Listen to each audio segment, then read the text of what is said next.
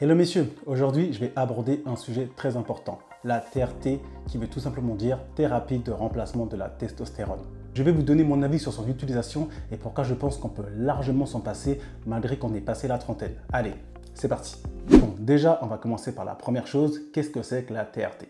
Donc la TRT, la thérapie de remplacement de la testostérone, est un traitement utilisé pour traiter les hommes ayant des niveaux de testostérone anormalement bas, une condition qu'on appelle hypogonadisme. Elle est destinée aux hommes qui souffrent de niveaux de testostérone pathologiquement bas, confirmés par des tests sanguins et des symptômes cliniques tels qu'une fatigue chronique, ça peut être de la dépression, ça peut être aussi une absence de libido, une masse musculaire très basse qui a énormément de mal à se développer et forcément un niveau de masse grasse qui est assez élevé. Et il y a d'autres symptômes, mais en gros, c'est pas super pour nous les hommes.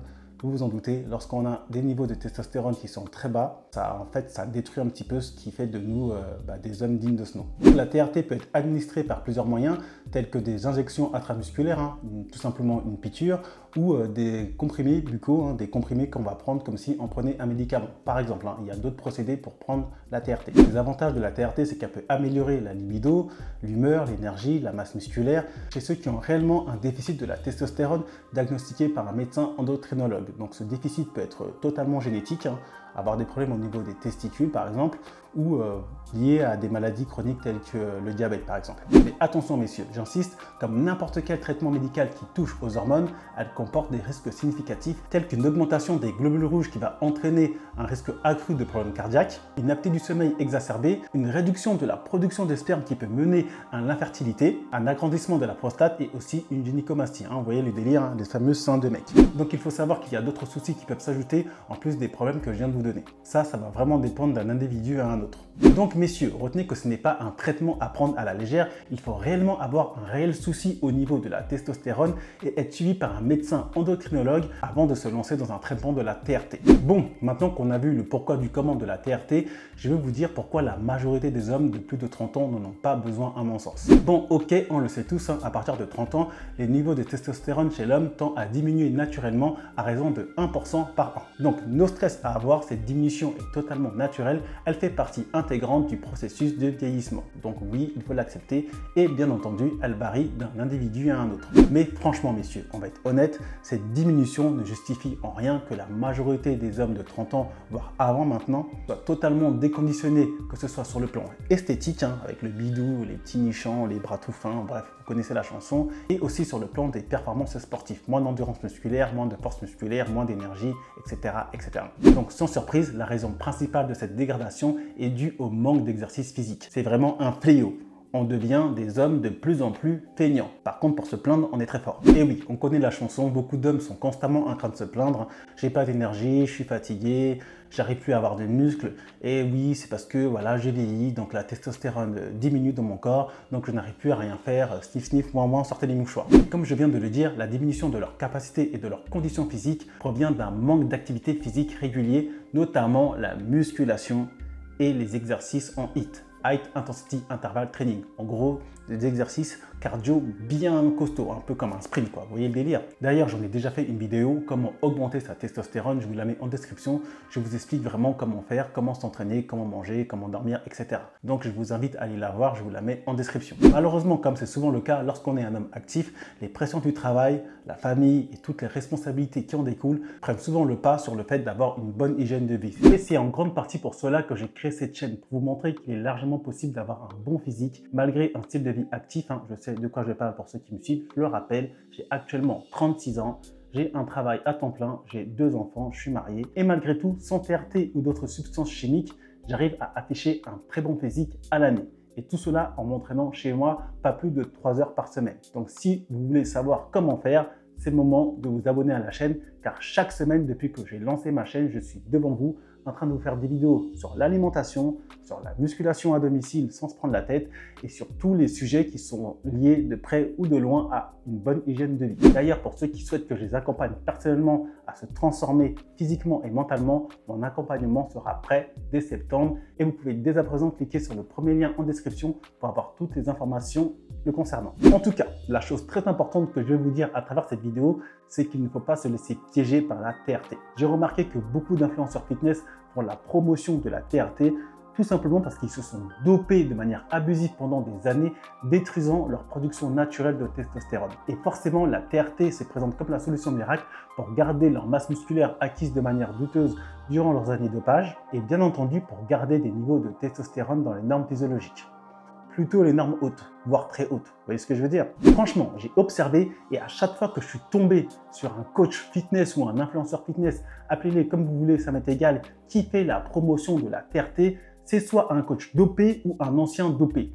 Ou comme c'est bizarre, je vais être clair, tous les coachs Nati vous diront de vous sortir les doigts des fesses pour parler poliment et de vous discipliner et améliorer votre hygiène de vie pour retrouver des niveaux de testostérone optimaux. Les autres vont faire l'apologie de la TRT, j'insiste bien sur l'apologie, en gros, allez-y, c'est super, énergie à donf, super masse musculaire, vous pouvez être un peu plus flexible avec votre diète, vous inquiétez pas, c'est sans risque, etc., etc. Vous voyez ce genre de discours? Tout simplement parce qu'il faut le dire, ils ont un rapport malsain avec les substances chimiques addictives.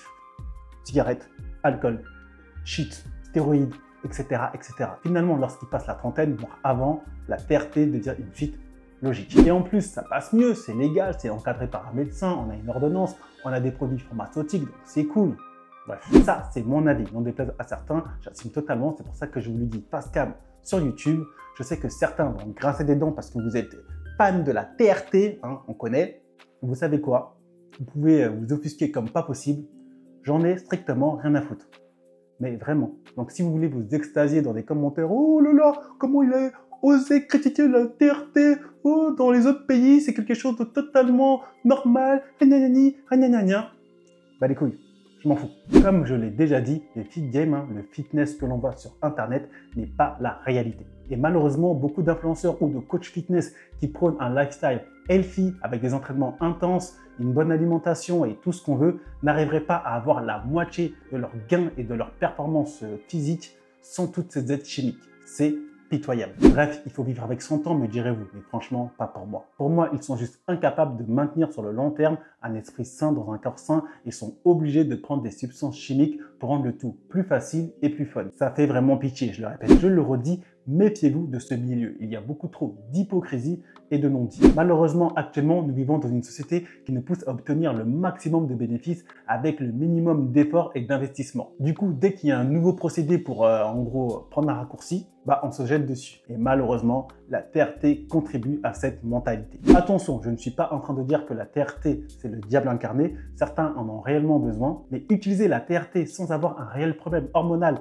diagnostiqué par un médecin endocrinologue, c'est tout simplement une technique de lâche ou de feignant, peu importe. C'est du pareil au même. En conclusion, pour la majorité des hommes de 30 ans, de 40 ans, de 50 ans, voire avant ou après ces âges-là, la clé pour maintenir un bon niveau de testostérone réside dans la musculation et notamment tous les exercices de HIIT, high intensité interval training, dans une bonne alimentation, tout simplement une alimentation saine et variée, et une bonne récupération, notamment à travers le sommeil. Ni plus ni moins. Et oui, il n'y a rien de nouveau sous le soleil. La TRT ne devrait être considérée que pour ceux ayant des réels problèmes hormonaux diagnostiqués par un professionnel de la santé. Donc pour le mot de la fin, ne tombez pas dans le piège facile de la TRT. Hein, je le vois notamment chez les hommes aux alentours de 35 ans, mais surtout vers 40 ans, 45 ans, 50 ans, tout d'un coup, ils ont tous des gros soucis de testostérone. Hein.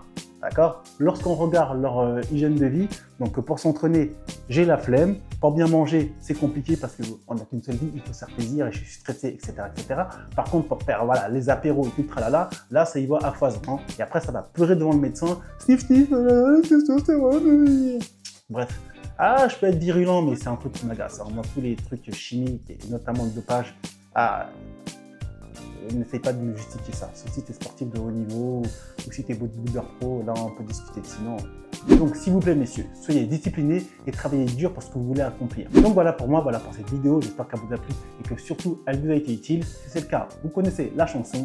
On like, on partage, on s'abonne. Et moi je vous dis à très bientôt pour une prochaine vidéo. D'ici là messieurs, prenez soin de vous.